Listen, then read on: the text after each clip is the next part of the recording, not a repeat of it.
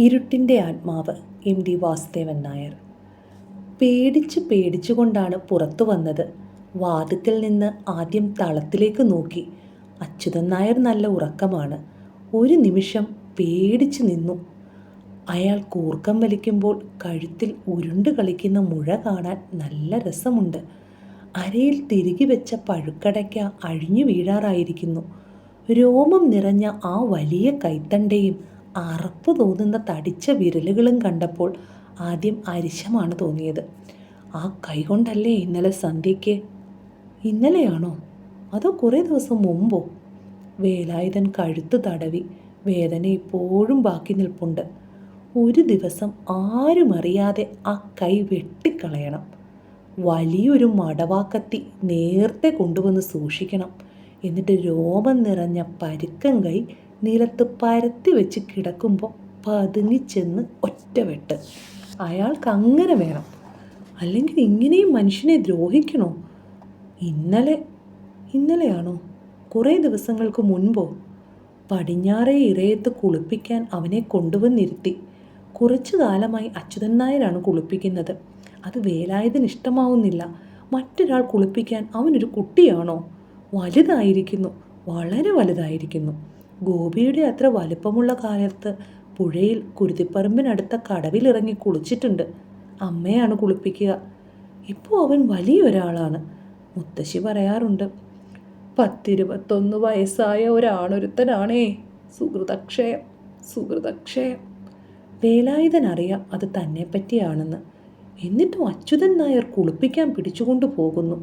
വലിയ 3 കുട്ടകത്തിൽ നിറയെ വെള്ളം ഒഴിച്ചു വെച്ചിരിക്കും.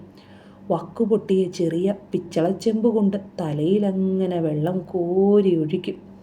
വെള്ളം നിറച്ച കുട്ടകത്തിനടുത്ത് പലകയിൽ പിടിച്ചിരുത്തി അച്യുതൻ നായർ പാത്രമെടുക്കാൻ പോയപ്പോൾ വേലായുധൻ ഒരു യുക്തി തോന്നി. പടിഞ്ഞാറേ ഇറയത്തിലൂടെ ഒരു ചെറിയ പുഴയൊഴുകുന്നുണ്ടെങ്കിൽ എങ്ങനെയിരിക്കും? പായ കിട്ടിയ വലിയ വഞ്ചികളും മീൻ പിടിക്കുന്ന കൊച്ചു തോണികളും പോകാൻ തുടങ്ങും. അവൻ കിടക്കാറുള്ള മുറിയുടെ കിളിവാതിൽ നിന്നെല്ലാം കാണാം. ഇടവപ്പാതി വരുമ്പോൾ നരിമീൻ പുളയ്ക്കുന്നതും വേണമെങ്കിൽ ചൂണ്ടലിടുന്നതും ഒക്കെ ആവാം. കിളിവാതിലിലൂടെ തന്നെ. മതിലിനരികിൽ വെട്ടിയ ചാലിലേക്ക് 3 കുട്ടകങ്ങളിലെയും വെള്ളം ചേരിച്ചു കളഞ്ഞു. മണ്ണുപുരണ്ട ചുവന്ന വെള്ളം ഒഴുകിപ്പോകുന്നത് നോക്കി നിൽക്കുമ്പോൾ അച്യുതൻ നായർ വിളിച്ചു, വേലായുധ! വിളിയായിരുന്നില്ല, ഒരലർച്ച. ഭയത്തോടെയാണ് അയാളുടെ മുഖത്ത് നോക്കിയത്. അഹമ്മതി കാട്ടേ! ഒന്നും മിണ്ടിയില്ല. കണ്ണുകളിൽ നിന്ന് തീ പറക്കുന്നുണ്ടെന്ന് തോന്നി. അയാളുടെ തല മൂടിക്കളയാമെന്ന് വെച്ച് ഒഴിഞ്ഞ കുട്ടുകം പൊക്കിയെടുക്കുമ്പോഴാണ് ഒരടി വീണത്. എന്നെ തല്ലല്ലേ! ഉച്ചത്തിൽ കരഞ്ഞുപോയി. കോലായുടെ വക്കിൽ മുത്തശ്ശി എത്തി. പിറകെ വലിയമ്മയും ഗോപിയും. മുത്തശ്ശി പുതച്ച തോർത്തിൻ്റെ തുമ്പുകൊണ്ട് കണ്ണ് തുടച്ചു പറഞ്ഞു, ദൈവദോഷമുണ്ട് അച്യുതാ, സ്വബുദ്ധി ഇല്ലാഞ്ഞിട്ടല്ലേ. കാട്ടിയ പണി കണ്ടോ കാളിയമ്മേ? വലിയമ്മ മുറുമുറുത്തു. അടിയിലും മീതെ ഒരൊടിയില്ല. ഇതൊക്കെ അഹമ്മതി കൊണ്ടാ. മുത്തശ്ശി ഒരിക്കൽ കൂടി കണ്ണ് തുടച്ച് സാധാരണ പറയാറുള്ളത് പോലെ പിറുപിറുത്തു. സുഹൃതക്ഷയം. വേലായുധൻ കഴുത്ത് തടവി നോക്കി. വേദന മാഞ്ഞു പോയിട്ടില്ല. നല്ല മൂർച്ചയുള്ള ഒരു മടവാക്കത്തി അയ്യപ്പൻ്റെ കൈവശമുണ്ട്. അവൻ വൈകുന്നേരം പണി മാറ്റി വള്ളി വാങ്ങാൻ കളപ്പടിയിൽ വന്ന് നിൽക്കുമ്പോൾ അതെടുത്ത് വെക്കണം. കഴുത്തിലെ മുഴ ഉരുട്ടി കളിച്ചുകൊണ്ട് അച്യുതൻ നായർ കിടന്നുറങ്ങുമ്പോൾ ഒറ്റ വെട്ട്. രാവിലെയാണ് തമാശയുണ്ടാവുക. ഇതൊന്നും ഭ്രാന്തല്ല, അഹമ്മതിയാണ് എന്നലറി തല്ലാൻ നോക്കുമ്പോൾ കൈയുണ്ടാവില്ല. കൈ അന്വേഷിച്ചുകൊണ്ട് അയാൾ വീട്ടിലും മുറ്റത്തുമൊക്കെ ഓടി നടക്കുമ്പോൾ ചിരിച്ച് ചാവും. വേലായുധൻ തളത്തിൽ നിന്ന് വടക്കിനിയിലേക്ക് കടന്നു. തുറന്നിട്ട ജനാലയ്ക്കടുത്ത് മുത്തശ്ശി പുല്ലുപായിൽ കിടന്നുറങ്ങുന്നു. മുത്തശ്ശിയുടെ ശരീരം കണ്ടാൽ അറപ്പ് തോന്നും. മേൽ മുഴുവൻ മീൻചിതമ്പലുകൾ പറ്റിയിട്ടുണ്ടെന്ന് സംശയിച്ചു പോകും. മുത്തശ്ശിയോട് അവന് ദേഷ്യമില്ല. അവനെ ഒരിക്കലും ശകാരിച്ചിട്ടില്ല, അടിച്ചിട്ടില്ല. വീട്ടിൽ മറ്റുള്ളവരെല്ലാം അടിച്ചിട്ടുണ്ട്. ഗോപിയും ശങ്കരൻകുട്ടിയും കൂടി. അവർ കുട്ടികളാണ്. സാധാരണ കുട്ടികൾ മുതിർന്നവരെ തല്ലാറില്ലല്ലോ. വലിയമ്മ താഴത്തില്ലാത്തത് ഭാഗ്യമായി. മുകളിലാണ് വലിയമ്മയുടെ മുറി. വലിയമ്മയും ഗോപിയും ഗോപിയുടെ അച്ഛനും ഉച്ചയ്ക്ക് മുകളിലേക്ക് കയറിപ്പോയാൽ ഇറങ്ങി വരാൻ കുറേ വൈകും. തെക്കിനിയിൽ നല്ല ഇരുട്ടാണ്, നട്ടുച്ചയ്ക്ക് കൂടി ഇരുട്ടാണ്. നടുമുറ്റത്തിൻ്റെ മുകളിൽ നിന്ന് മാത്രം കുറച്ചു വെളിച്ചം വന്ന് വട്ടത്തിൽ വീഴും. മൂലകളിൽ നെൽപ്പത്തായങ്ങളും വല്ലക്കൊട്ടകളുമാണ്. ആ ഇരുട്ടിൽ ചെകുത്താന്മാരാരെങ്കിലും പതുങ്ങിയിരിക്കുന്നുണ്ടാവുമോ? ചിലപ്പോൾ അമ്മാമ്മ തന്നെ പതുങ്ങിയിരിക്കുന്നുണ്ടെങ്കിലോ? ഉണ്ടെങ്കിൽ ഓലമടലിൻ്റെ കഷ്ണവും കാണും. അതുകൊണ്ട് തല്ലാനാണല്ലോ അമ്മാമ്മയ്ക്ക് രസം. പക്ഷെ ചെകുത്താന്മാരുണ്ടെങ്കിൽ അമ്മാമ്മ എങ്ങനെ ഒളിച്ചിരിക്കും? ഉമ്മറത്തേക്ക് കടക്കുന്നതിന് മുൻപ് അമ്മാമ്മയെ ഓർത്തു. ഉമ്മറത്ത് ഓലമടലിൻ്റെ തണ്ടുമായി കാത്തിരിക്കുന്നുണ്ടെങ്കിലോ? ഒരു ദിവസം അമ്മാമ്മയെ കൊല്ലണം. ഉമ്മറത്ത് കണ്ടാൽ ഉടനെ വീട് മുഴുവൻ കുലുക്കിക്കൊണ്ട് ഒരു വിടിയായിരിക്കും, അച്യുതാ! പിന്നെ അച്യുതൻ നായർ ചാടിയെത്തുകയായി. ഉമ്മറത്ത് കാണരുത് എന്നാണല്ലോ നിയമം. അയാൾ തടിച്ചു ചീർത്ത വിരലുകൾ കൊണ്ട് കൈത്തണ്ടയിൽ കടന്നു പിടിച്ച അറപ്പാണ്. തവളയെ ചവിട്ടിയ പോലെ അറപ്പ്. ഉമ്മറത്തിട്ട് തല്ലില്ല, മുത്തശ്ശിയുടെ മുമ്പിൽ വെച്ചും തല്ലില്ല. വടക്ക് പുറത്തെത്തിയാൽ പിന്നെയാണ് അയാളുടെ പരാക്രമം. വാതിലിൻ്റെ മറവിലേക്ക് മാറി നിന്ന് ചാരുപടിയുടെ പഴുതിലൂടെ നോക്കി. ആരുമില്ല. അമ്മാമ്മ കാണരുത്, ശങ്കരൻകുട്ടിയും കാണരുത്. കണ്ടാൽ ഉടനെ വിളിക്കുകയായി, അച്ഛാ, വേലായുധേട്ടൻ ദാ പോണു. അമ്മായി കണ്ടാലും ഫലം ഇത് തന്നെ. അമ്മാമ്മയല്ല വിളിക്കുക, ഓ എൻ്റെ അച്യുനായരേ, ഇതാരാ പുറത്ത് വന്നിരിക്കണെന്ന് നോക്കിയേ. ചിലപ്പോൾ അവനോട് തന്നെ ചോദിക്കും, എവിടക്കായിപ്പോൾ ഒരു എഴുന്നള്ളത്ത്? അവരുടെ വെളുത്ത പാണ്ടുള്ള ചുണ്ടത്ത് നോക്കാൻ വയ്യ, ഓക്കാനും വരും.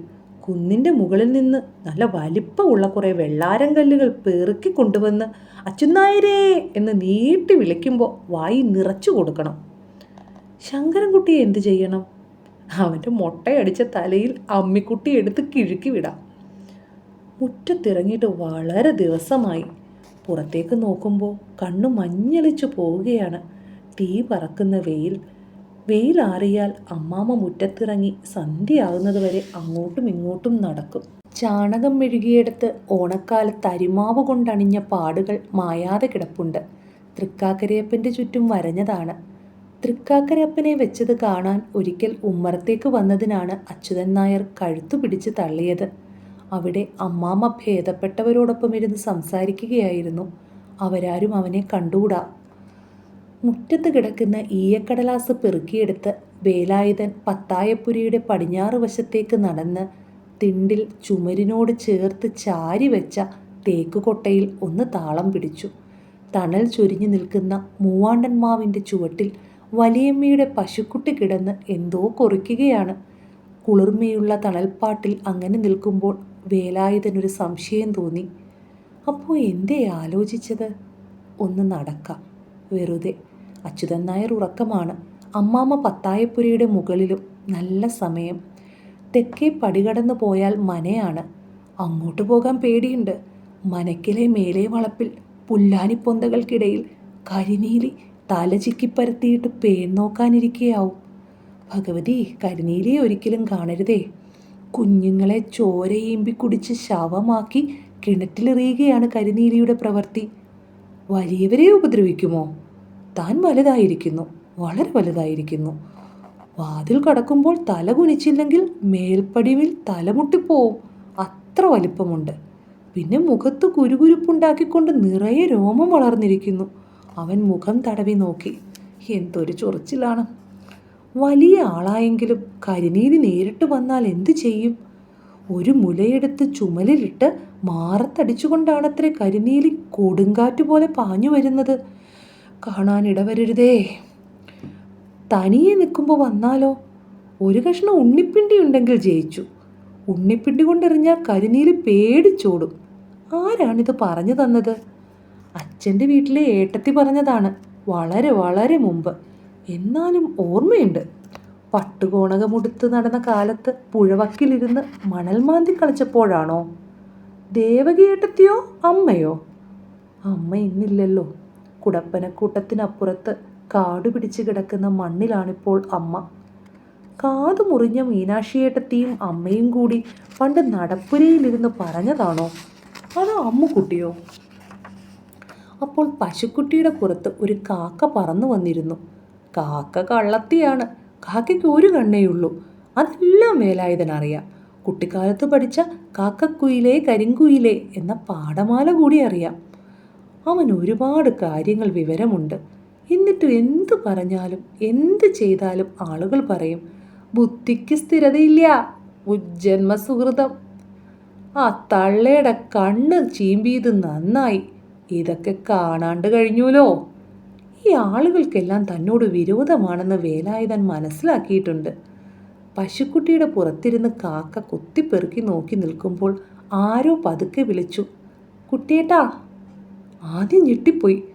കരിനീലിയാണോ? പക്ഷെ കരിനീലി കുട്ടിയേട്ടനെന്ന് വിളിക്കില്ലല്ലോ. അയ്യോ, താനൊരു വിഡ്ഢിയാണ്. തിരിഞ്ഞു നോക്കിയപ്പോൾ പത്തായപ്പുരയുടെ താഴത്തെ ജനാല തുറന്നിരിക്കുന്നു. അഴിയും പിടിച്ചുകൊണ്ട് അമ്മുക്കുട്ടി നിൽക്കുന്നു. കരിനീലിയല്ല, അമ്മുക്കുട്ടി തന്നെ. എന്നാലും ആദ്യം പേടിച്ചു പോയി കേട്ടോ.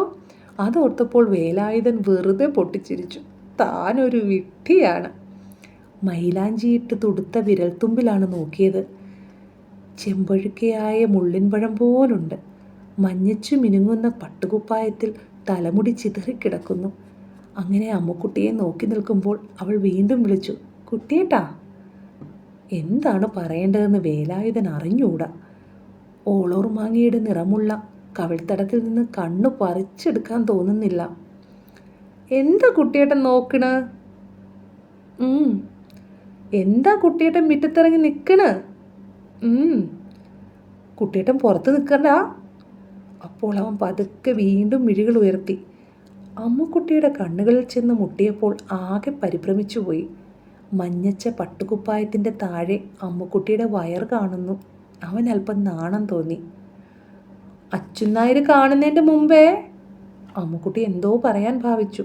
അപ്പോൾ അച്യുതൻ നായരുടെ രോമം നിറഞ്ഞ പരുക്കൻ കൈത്തണ്ടയുടെ കാര്യം അവൻ മറന്നു. ജനാലയുടെ അഴിയിൽ പിടിച്ച ആ തുടുത്ത വിരൽത്തുമ്പത്ത് ഒന്ന് തൊട്ടാലോ?